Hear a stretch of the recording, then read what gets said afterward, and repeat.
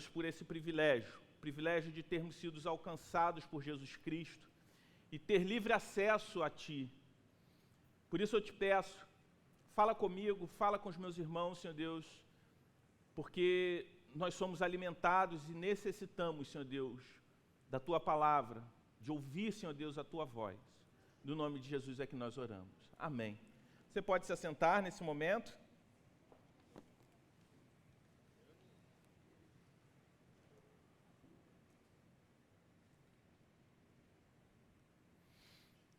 Queria dar boas-vindas, você que talvez esteja nos visitando nessa noite, está aqui na Igreja do Redentor, talvez pela primeira, ou segunda, ou terceira vez, dizer que é uma alegria muito grande para nós. Se você chegou aqui depois do início, né, do período de louvor, eu queria, né, te pedir, né, que antes de você ir embora, que você passasse ali no balcão de conexão, que a gente tem um presente para você. Tá? Você que está aqui nos visitando e talvez seja não a sua primeira, mas talvez segunda ou terceira vez, e você ainda não recebeu esse presente da Igreja do Redentor, eu queria te convidar a passar ali e retirar um presente. É uma forma da gente expressar a nossa gratidão, né, o nosso contentamento, a satisfação que a gente tem em receber cada um de vocês conosco. A gente está dando prosseguimento a uma série de mensagens intitulada Tudo em Todos. Essa expressão Tudo em Todos, ela é inspirada no próprio texto bíblico que está sendo exposto no decorrer das últimas semanas, e vamos prosseguir com ele até o início de março, que é a carta do apóstolo Paulo aos irmãos na cidade de Colossos, a carta de Paulo aos Colossenses. Essa carta, como nós temos dito, foi escrita num contexto muito peculiar. O apóstolo Paulo ele estava preso, perseguido por pregar o Evangelho. O apóstolo Paulo ele é preso e a muitos quilômetros dessa cidade.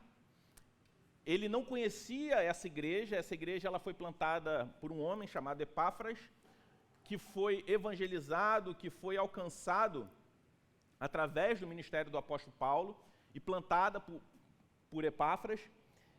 E Epáfras vai até a prisão visitar o seu discipulador, seu amigo, aquele quem o ganhou para Cristo. E, além da visita, ele ele leva algumas demandas sobre algumas dificuldades. Ele vai em busca de alguns conselhos a Paulo. Alguns conselhos porque aquela igreja enfrentava alguns desafios. E essa carta ela é escrita a partir desses desafios que aquela igreja enfrentava. E é interessante que um desses desafios, ou talvez o maior desafio que aquela igreja enfrentava, que inspirou, que motivou o envio dessa carta e o pedido de Epáfras a Paulo para enviar essa carta àquela igreja, foi algo que, de alguma forma, a gente, nos últimos anos, popularizou muito a expressão fake news. A igreja em Colossos sofria com o problema das fake news. Fake news é um termo em inglês, que, né, tem um monte de americano aqui, que sabe melhor do que eu, notícias falsas. E esse termo se popularizou no nosso país, principalmente, quando alguma notícia falsa, ela é transmitida tentando manipular, como se fosse verídica aquela informação, tentando manipular a opinião das pessoas. E essas notícias nem sempre são a partir de fatos completamente mentirosos. Às vezes, a manipulação de uma verdade, a manipulação de um fato, ou o acréscimo de algo que não é real a um fato verdadeiro. E é interessante quando a gente olha também lá para o início, quando Deus ele entrega a Moisés os 10 mandamentos, e quando ele fala que nós não podemos mentir. A Bíblia também chama, né, o diabo de pai da mentira. E a mentira não é somente falar algo que é completamente falso, mas a manipulação de uma verdade tirada de contexto, são formas sutis de mentir. E a igreja em Colossos estava sofrendo com isso. Estava ouvindo outras vozes que não negavam diretamente, por exemplo, a existência de Cristo, mas trazia acréscimos à verdade de Cristo, que tinham como objetivo não ampliar a visão a respeito de Cristo, mas anular essa verdade. Porque uma verdade manipulada, ela se torna em uma mentira. E é interessante, porque às vezes uma mentira ela é contada tantas e tantas vezes para a gente, que a gente começa a acreditar nessa mentira. Toda vez que uma mentira é repetida várias vezes como verdade, a gente começa a crer nessa mentira como se ela fosse uma verdade. Você quer ver um exemplo? Vamos fazer um exercício aqui a respeito de afirmações que são feitas. Eu não quero entrar no mérito se estão completamente erradas, mas talvez você já tenha escutado alguém falando essas expressões e afirmando que elas estão nas Sagradas Escrituras. Por exemplo, o cair é do homem e o levantar é de Deus. Isso não é um versículo. Talvez você já tenha escutado alguém falando como se fosse um versículo. Quantas vezes você já ouviu as pessoas falando, se referindo a Satanás como Lúcifer, como se esse nome fosse denominado na Bíblia? Mas se você pegar, não agora, a sua Bíblia, para ser mais fácil, no celular, e lá na pesquisa e digitar a palavra Lúcifer, talvez você vai se surpreender e vai ver que esse nome não existe na Bíblia. Tudo bem que significa antes de luz, mas não existe esse nome na Bíblia. Só que a gente escuta tanto que a gente começa a acreditar que essas coisas estão ali. O problema é se pedir a referência para a gente, porque a gente não vai saber.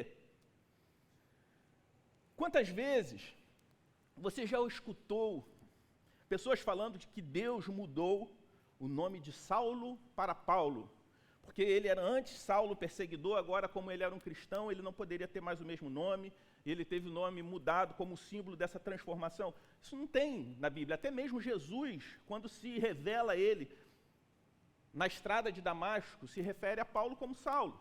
Saulo era o nome hebraico, judeu, no contexto judeu, em hebraico, para Paulo. E Paulo, como ele vai para um contexto grego, Paulo é o nome em grego. É a mesma coisa, João, no Brasil se chama João, e lá nos Estados Unidos, o cara, para facilitar, é chamado de John. Igual a Eric aqui no Brasil, é Eric nos Estados Unidos também, é mais fácil, não precisa. Não, é Eric, é diferente. Mas a gente escuta tanto as pessoas repetirem, que a gente começa a acreditar que é verdade. A gente começa a achar que tem... Aí fala assim, mas isso tem na Bíblia? Você fala, tem. Mas está onde? Aí buga a mente, né? Da tela azul. Você não sabe... Aí eu falei, e agora você me pegou, não sei exatamente onde está. Porque não está. E às vezes, o pior inimigo da verdade são mentiras sutis, que são afirmadas como verdade repetidamente para nós, que aos poucos a gente começa a acreditar, sem simplesmente questionar e tentar procurar a veracidade dessas mentiras. Ou melhor, dessas afirmações. E aquela igreja estava sendo atacada por mentiras. Assim como nós, ainda hoje, somos frequentemente atacados com mentiras. E às vezes mentiras absurdas são as menos perigosas. Porque uma mentira muito absurda, a gente logo conclui que é mentira e a gente cria um bloqueio em relação àquela afirmação. As mentiras mais perigosas são as mentiras sutis, que têm como objetivo de desvirtuar a verdade aos poucos. E esse era um grande desafio, uma grande ameaça que a igreja em Colossos enfrentava. Eu não estou falando de mentiras ou afirmações que não estão na Bíblia, de tanto ser repetido a gente acha que é como essas que eu citei. Mas de alguma forma, muitas vezes a gente é condicionado a acreditar em algumas coisas que não estão exatamente na Bíblia, como se estivesse na Bíblia. Isso mostra, de alguma forma, a nossa fragilidade diante de distorções, de pequenas distorções. Por isso eu te convido a abrir a sua Bíblia, em Colossenses 2, leremos do versículo 6 ao versículo 15. Colossenses 2, de 6 a 15.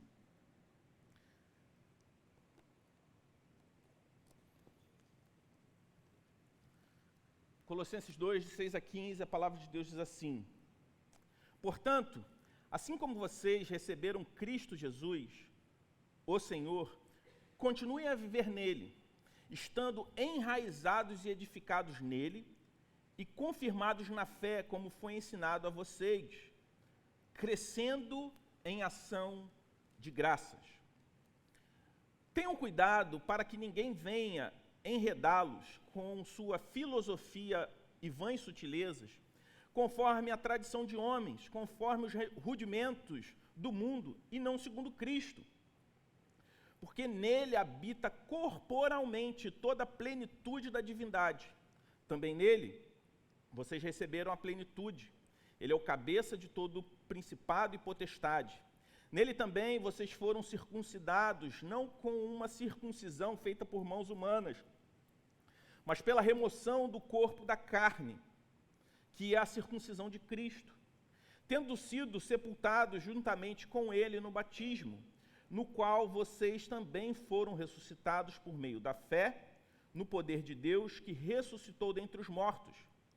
Quando vocês estavam mortos nos seus pecados e na incircuncisão da carne, ele lhes deu vida juntamente com Cristo, perdoando todos os nossos pecados, cancelando o escrito de dívida que era contra nós e que constava de ordenanças, o qual nos era prejudicial, removeu inteiramente, cravando na cruz, e despojando os principados e as potestades publicamente, os expôs ao desprezo, triunfando sobre eles na cruz. Essa é a palavra de Deus para nós.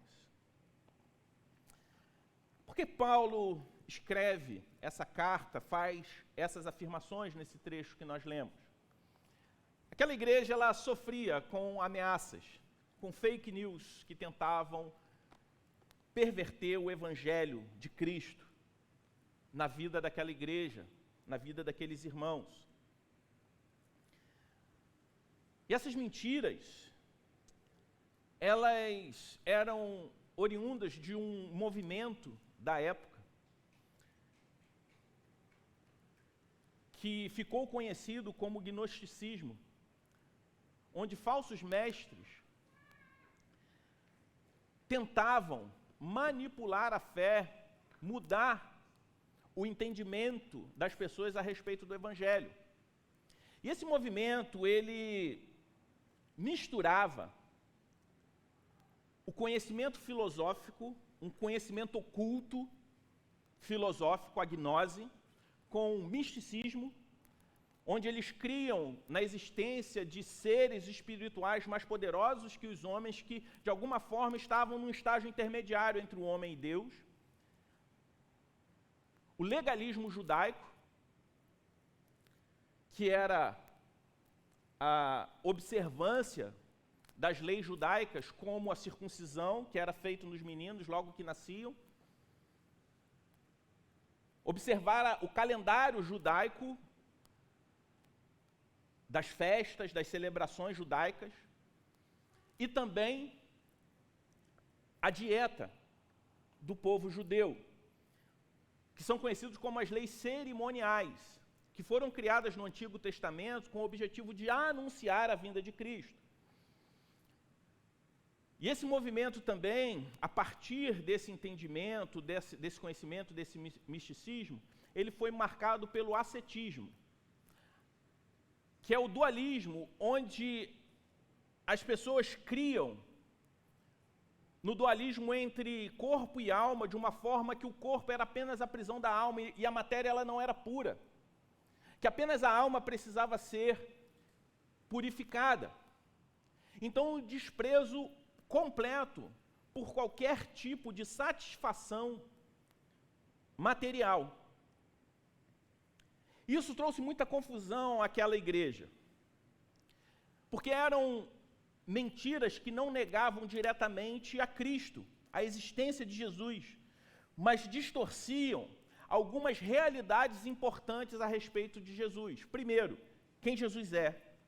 Segundo, qual é o lugar que Jesus Cristo ocupa no mundo e qual é a nossa herança em Cristo Jesus.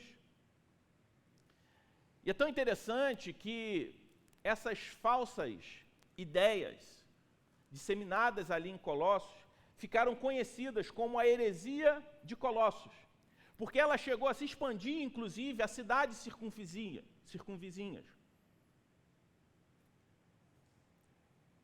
Esses homens, falsos mestres gnósticos, que eram detentores da boa oratória, eram bem articulados, que tinham uma fala muito persuasiva. Eles disseminaram suas ideias a ponto desse movimento, o gnosticismo, crescer e até mesmo ameaçar de forma muito perigosa a Igreja de Cristo nos séculos 2 e 3. Os pais da Igreja tiveram um trabalho apologético muito forte nessa época, lutando contra essa que foi conhecida como a primeira heresia do cristianismo.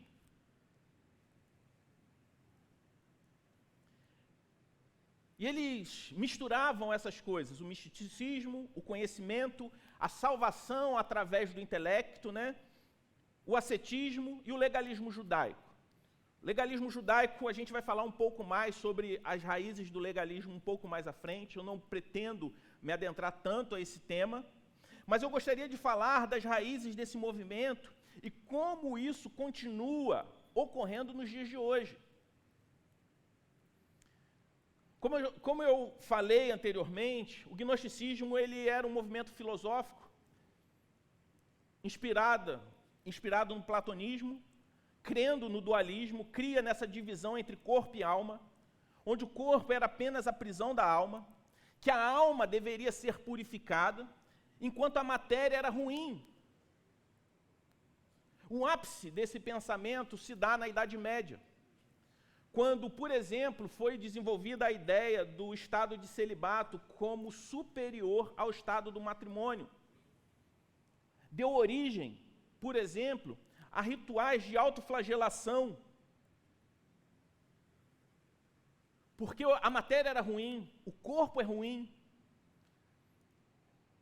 E não é difícil você ver ainda nos dias de hoje pessoas que se autoflagelam em rituais de fé.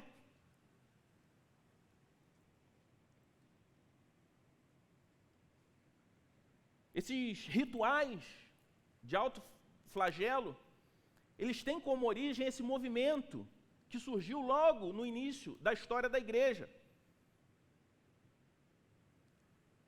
Esse pensamento também se reflete de forma prática com um desprezo pela vida, como se a purificação da alma fosse o único objetivo na vida.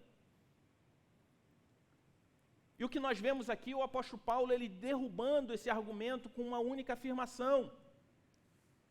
Ele derruba essa heresia com uma única afirmação, que ele diz que toda a plenitude de Deus habitou corporalmente em Cristo. Isso era uma afirmação escandalosa para os gnósticos. Se a matéria era ruim, como o Deus invisível se tornou visível e pôde habitar em um corpo humano? E o apóstolo Paulo ele vai de forma direta anulando essa ideia equivocada a respeito do Evangelho. Esse grupo também pregava um misticismo baseado em seres espirituais intermediários entre Deus e os homens. Paulo faz uma outra afirmação para derrubar essa heresia, falando que Cristo é o cabeça de toda tempestade, de toda potestade, que não há nenhum outro ser espiritual, todos eles foram anulados em Cristo Jesus, que ameace a nós, porque Cristo é o cabeça. Ele não é um ser espiritual mais simplesmente que compete em poder com os outros, mas ele está sobre todas as coisas, ele é mais poderoso que tudo. Mas esse pensamento que foi difundido a partir dessas pessoas, que possuíam uma excelente retórica, com forte apelo filosófico, para dar uma credibilidade intelectual, estava cativando, a partir dessa fala envolvente, desse conhecimento oculto, misterioso, com aparente intelectualidade, estava pervertendo a igreja, seduzindo a igreja, tirando o foco da cruz, do Evangelho e da Palavra de Deus, e acrescentando esse conhecimento oculto como um adicional para algum tipo de progresso espiritual.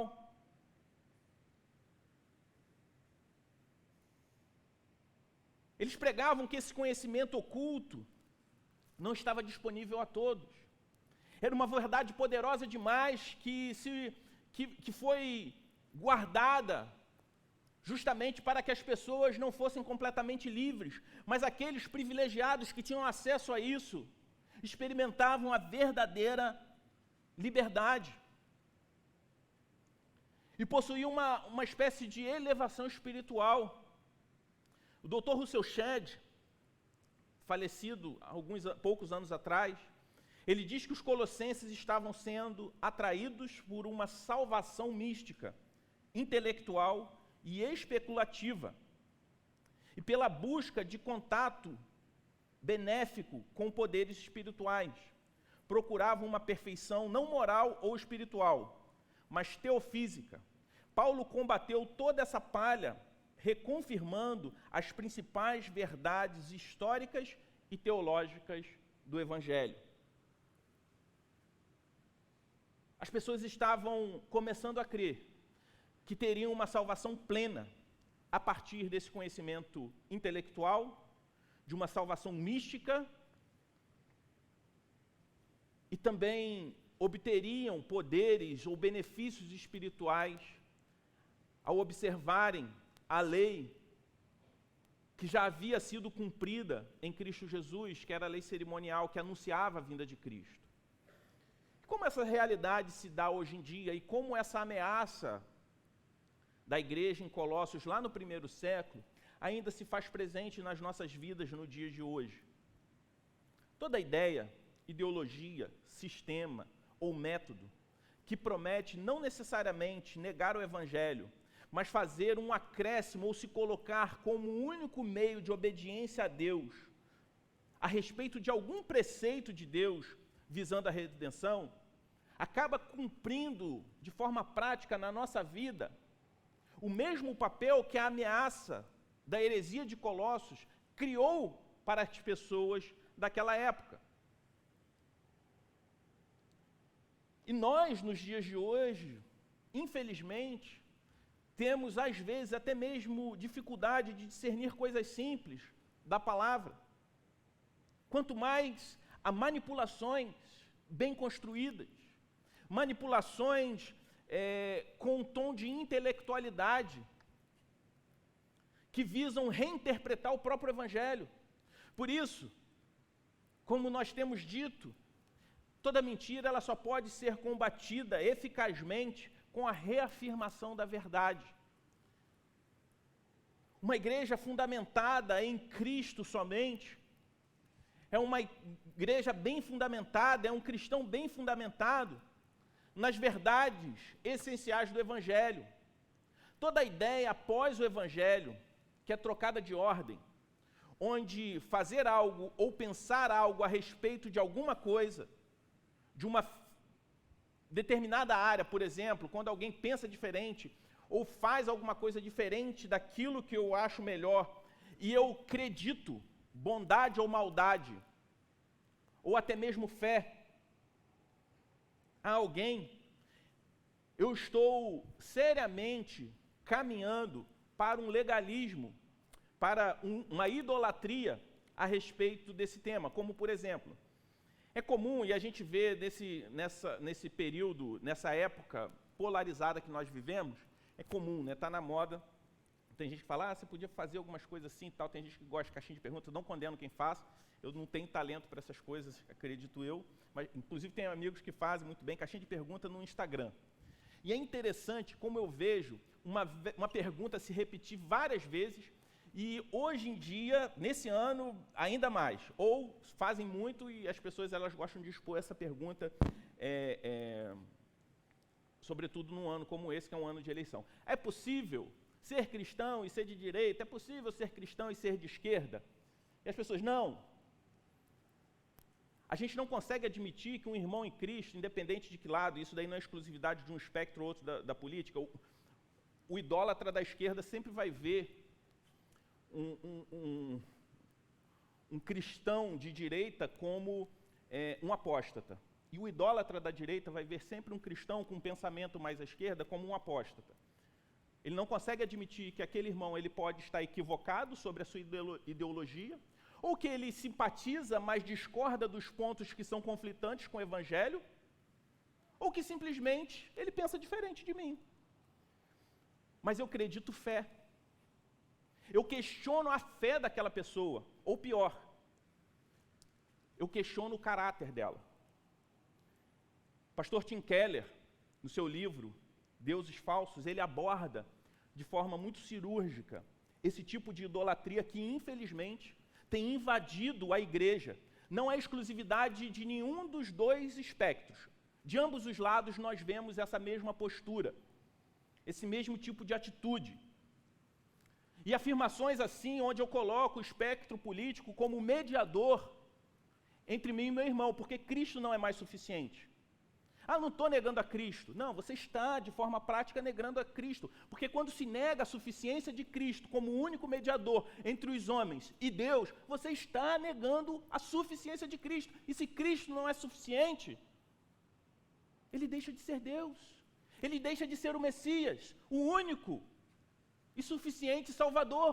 É a pergunta que se faz quando batiza. Você está contradizendo a sua afirmação, a sua profissão de fé. A igreja em Colossos, ela estava se dividindo justamente por conta de questões secundárias após o Evangelho, ou questões que já tinham sido abolidas, como o calendário judaico, a dieta judaica, que eram sombra daquilo que viria, que era o Messias, porque as pessoas acreditavam fé a partir dessas coisas. Outra característica de ameaças contemporâneas, iguais à ameaça que a igreja em Colossos sofreu, são raciocínios falsos que tentam te levar ao ascetismo. O que seria isso? O ascetismo é uma doutrina de pensamento ou de fé que considera o ascese, isso é, a disciplina e o autocontrole estritos do corpo e do espírito, um caminho imprescindível em direção a Deus, a verdade ou a virtude. O ascetismo é uma doutrina filosófica que defende a abstenção completa dos prazeres físicos e psicológicos, acreditando ser o caminho para atingir a perfeição, o equilíbrio moral e espiritual. Por isso é comum do ascetismo, prática de penitências físicas, como eu falei, como flagelações, dietas rigorosas, não estou falando do jejum, tá? Jejuns desumanos, contrariando a forma como o próprio Senhor Jesus fala, que as pessoas não podem perceber, né, na expressão do seu rosto. Eu conheço um camarada que ele se ajuntou a um grupo cristão que foi tão influenciado por essa ideia do ascetismo, que eles formaram uma comunidade de fé restrita, fechada, que era só para eles, e o objetivo principal desse grupo era comprar uma propriedade distante da cidade e viver uma espécie de comunidade alternativa se isolando do mundo a fim de não se contaminar, porque tudo era mal. Eles perderam completamente o senso de missão, que é o propósito da dinâmica da nossa salvação enquanto estamos aqui nessa terra.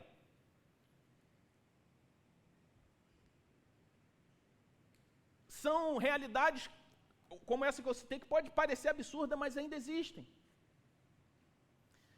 Inclusive, eu queria fazer uma recomendação, não faço todo domingo, mas às vezes eu gosto de fazer, sobre esse tema de legalismo ou a licenciosidade.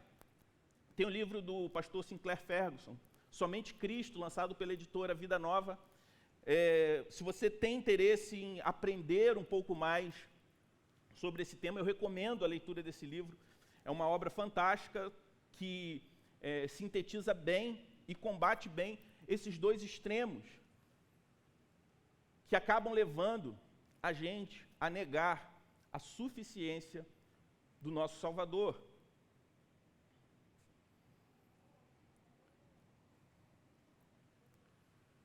Mas a verdade do Evangelho, para combater esse equívoco, é que o corpo não é a prisão da alma, mas o templo do Espírito Santo. E esse Espírito nos envia em missão para esse mundo caído. Como a própria palavra de Deus diz, que a oração é que nós sejamos livres do mal, mas não do mundo. O mundo é o campo missionário de todo cristão. David Livingstone diz, Deus teve um único filho, Deus teve um único filho e fez dele um missionário. O Pai que enviou o Filho, que enviou o Espírito e nos envia ao mundo. Nós somos o corpo de Cristo e vivemos em missão. Por isso, o remédio para esse tipo de ameaça é, primeiramente, estar firme em saber quem Jesus é. Jesus é a imagem do Deus invisível, como nós falamos há 3 semanas atrás. Ele é o Deus invisível que se tornou visível a nós. Ele é o Filho de Deus, o único mediador entre o homem e Deus e os seus irmãos. Mas a gente não pode parar somente nesse conhecimento primário de quem Cristo é. Mas como eu disse no início, nós precisamos saber também qual o lugar que Cristo ocupa no mundo e nas nossas vidas. Cristo não é um entre muitos outros mediadores, como se ele fosse apenas uma mera criatura da divindade. Cristo, ele é o próprio Filho de Deus e também o cabeça, a fonte, o chefe e o Senhor de todas as hostes angelicais, sejam anjos, sejam santos ou até mesmo espíritos decaídos. Cristo é o cabeça de todo principado e potestade, não no sentido pleno, como a Bíblia fala que ele é o cabeça da igreja. Paulo, quando afirma isso aqui no texto que nós lemos, ele está falando que Cristo, ele é o cabeça, no sentido de que ele é o governador supremo de todas as coisas, de modo que fora do seu comando, os anjos bons ou não, eles não podem, fora do comando de Deus, esses seres espirituais, eles não podem agir. Os anjos maus não podem ferir cristãos. Eles não têm um poder absoluto. Cristo governa sobre todas as coisas a ponto de dar a ordem aos anjos a nosso favor e também impedir que as hostes espirituais da maldade toquem em nós. Então nós precisamos entender quem ele é e o lugar que ele ocupa. Cristo governa, ele reina, assim como nós cantamos. Ele é o Cordeiro de Deus, o rei acima de outros reis. Ele não é um rei mais poderoso que os outros. Ele é o rei acima de todos os outros reinos desse mundo. Mas para mantermos a nossa fé firme, além de sabermos quem Cristo é, o lugar que ele ocupa, nós precisamos saber também qual é a nossa herança em Cristo. Em Cristo nós somos primeiramente aperfeiçoados. O nosso aperfeiçoamento não é adquirido por meio de ciências ocultas, não é adquirido por meio do intelecto, de filosofias deste mundo. Eu não estou falando um desprezo pela intelectualidade, pela filosofia, mas em nenhum desses saberes nós encontraremos redenção. Nosso aperfeiçoamento não vem através de religiões de mistério ou iniciação em cultos pagãos. Nós somos aperfeiçoados em Cristo. Não é o conhecimento, não é a gnose que nos leva a Deus, mas quem nos leva a Deus é Cristo. Não somos transformados de pedras brutas em pedras lapidadas no edifício de Deus através do esforço do nosso próprio braço, mas pela obra de Cristo em nós, aplicada pelo Espírito Santo. Quando nós entendemos isso, quem Cristo é, o lugar que Ele ocupa, e qual é a nossa herança, nós somos levados a compreender também o que o apóstolo Paulo afirma no versículo 14 e 15, e eu gostaria de ler novamente. Cancelando o escrito de dívida que era contra nós e que constava de ordenanças, o qual nos era prejudicial, removeu inteiramente, cravando na cruz. E despojando os principados e as potestades publicamente, os expôs ao desprezo, triunfando sobre eles na cruz. Em Cristo a nossa dívida ela é cancelada e todos os outros seres espirituais da maldade são colocados debaixo dos seus pés. Jesus não somente levou nossos pecados na cruz, mas Ele também levou para a cruz a lei. Ele crava na lei. A lei que era contra nós. A lei, ela nunca foi capaz de salvar ninguém. Porque como a própria palavra de Deus diz, se tropeçarmos em uma só letra da lei, todos nós somos condenados. Pela lei nós não somos, nunca fomos e ninguém nunca foi salvo. Na verdade, a lei ela foi exposta justamente para mostrar o nosso pecado.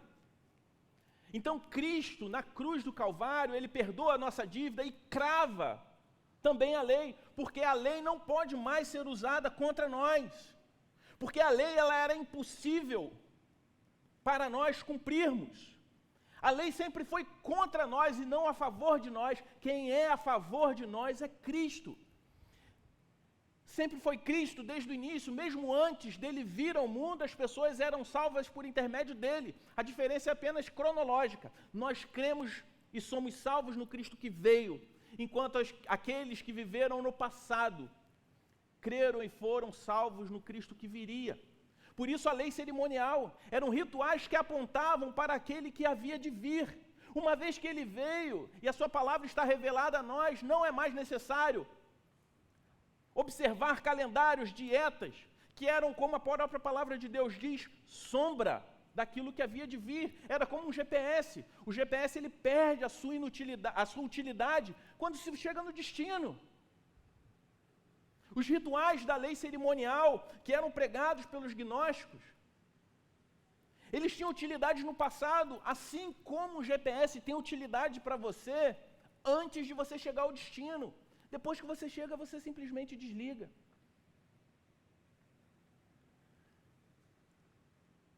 E a verdadeira liberdade se dá quando nós entendemos isso, que a nossa dívida é cancelada e a lei que era contra nós não tem mais poder, porque Cristo é por nós. A Bíblia, quando diz, se Deus é por nós, quem será contra nós, não está falando, não é uma afirmação triunfalista, quando você tem a dificuldade com um colega de trabalho, com um patrão encravado, não é nada disso. Está falando justamente que a lei não tem mais poder de nos acusar e de nos condenar.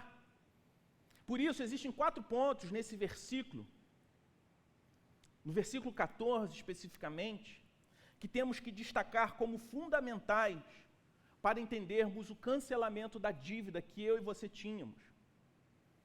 Primeiro é a admissão da dívida. Como você pode ter uma dívida perdoada se você não admite que deve? O apóstolo Paulo ele usa um termo, escrito de dívida, que para aquela época era uma espécie de lista de acusações que continham as dívidas que o próprio devedor ele tinha que admitir. Era a nota promissória da época. Era uma lista escrita à mão, onde o próprio devedor reconhecia a sua dívida. Era uma admissão de dívida escrita a próprio punho. Era essa nota promissória assinada pessoalmente pelo devedor. Os pecados do homem são uma longa lista para com Deus. Todos nós nascemos com essa nota promissória. O que acontece é que ela só vai aumentando. Nós temos uma acusação contra nós mesmos, ou seja, uma lista de acusações que nós devemos. Por isso, o primeiro passo da conversão verdadeira é o quê? O arrependimento, é a confissão. A confissão de pecados é a admissão da dívida. Se eu não admito que estou perdido, como eu vou poder desejar um Salvador? Se eu não admito que devo, para que vou buscar perdão? Portanto, não existe conversão sem admissão da dívida. Paulo usa esse termo, o escrito de dívida, justamente um termo comum para aquelas pessoas, que já era do conhecimento, que quando ele fala de escrito de dívida, implicava diretamente de uma dívida reconhecida pelo devedor. Quem são aqueles que não foram salvos? Os impenitentes, aqueles que não conseguem se ver como perdidos, devedores, e por causa dessa dívida, condenados. Mas o apóstolo Paulo ele fala uma segunda característica desse cancelamento da dívida. Ele fala da anulação da dívida. Deus anulou e apagou a lista de acusações. É como se Jesus ele tivesse pego a nossa dívida e pago. E diante do credor, ele simplesmente, está vendo a sua, não vou rasgar meu livro que eu gosto muito, está vendo a sua nota promissória? Essa dívida não existe mais. E rasgar na nossa frente. O que Cristo fez foi exatamente isso. Ele pagou a nossa dívida e Deus, diante de nós, rasga, inutiliza, anula, queima a nota promissória de uma dívida impagável. O registro foi apagado, foi deletado do sistema, não está mais lá, de forma completa, como se ela nunca tivesse existido. A dívida não foi simplesmente perdoada, ela foi anulada. Citando mais uma vez o Dr. Russell Shedd, ele disse que a figura de um tribunal está na mente de Paulo ao escrever esses versículos do capítulo 2, onde o réu está no banco, onde há uma escrita repleta de acusações, que está sendo preparada para ser lida, mas o juiz, que é Deus, inocenta ou culpado, tendo satisfeito aquela pena na morte de Jesus, seu Filho amado. E não só mais, perdoando a dívida, perdoando o pecado, mas anulando qualquer tipo de esforço para pagar uma dívida que já foi quitada. O legalismo é nada mais, nada menos que o esforço humano de tentar pagar uma dívida que foi quitada, mas que ainda assim, por mais que eu trabalhe, eu não vou ter dinheiro suficiente para pagar. Por isso, o apóstolo Paulo ele faz uma terceira afirmação interessante sobre o cancelamento dessa dívida. Ele diz que ela foi fixada na cruz. No mundo antigo, quando se cancelava uma lei, um decreto, ou aquela lei ela prescrevia, eles eram fixados numa tábua com um cravo. Na cruz de Cristo, a crucificação, os cravos em Jesus cancelaram essa nossa lista de dívidas. Todas as acusações que pesavam contra nós foram pregadas na cruz de Jesus, em Cristo. Nossas acusações foram executadas, foram eliminadas como se nunca tivessem existido. Em sua misericórdia, Deus destruiu, prescreveu e eliminou todos os registros da dívida que eu e você possuíamos. E por fim, a quarta característica desse cancelamento de dívida,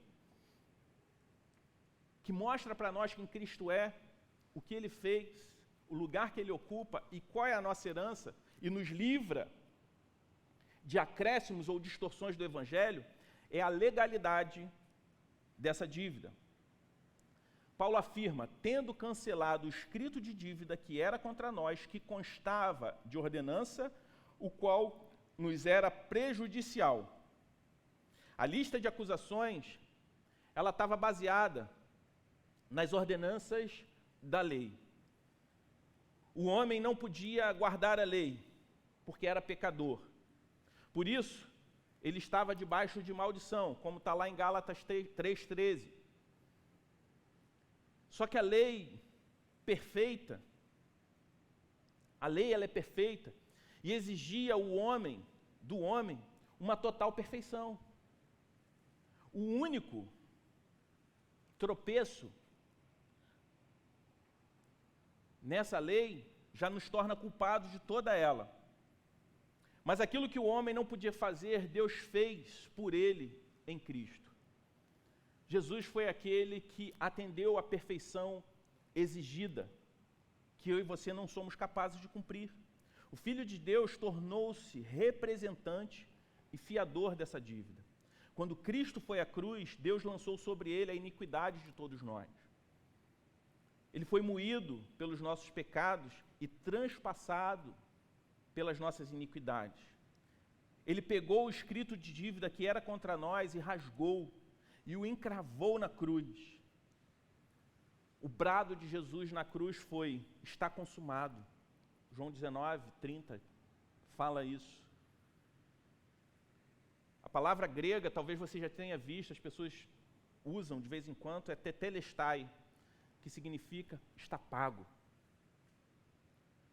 O homem agora não deve mais nada. A lei que dava legitimidade à nossa acusação foi cumprida e também pregada na cruz.